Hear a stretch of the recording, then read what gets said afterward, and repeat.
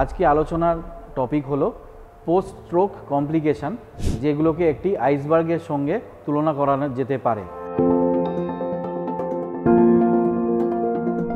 নমস্কার, আমি doctor Koustav Basu Thakur, consultant rehabilitation physician, রিহাবানা, কলকাতা।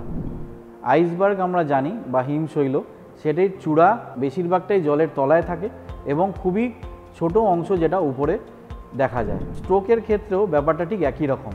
বাড়ির লোক বা সাধারণ মানুষ যা দেখতে পান সেটা শুধুমাত্র বরফের চূড়াটুকু, মানে শুধু প্যারালিসিস বা একদিকটা অক্ষম হয়ে যাওয়া, উইক হয়ে যাওয়া, সেটুকুই।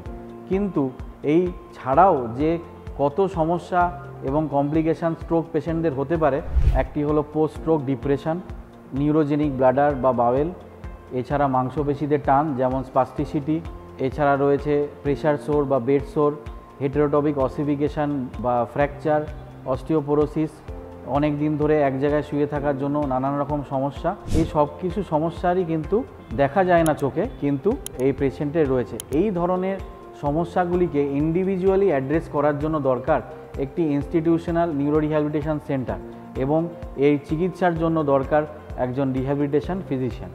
তাই এটাকে আমরা ওভারঅল বলছি যে পোস্ট স্ট্রোক কমপ্লিকেশান হলো গিয়ে একটি আইসবার্গ ফেনোমেনন।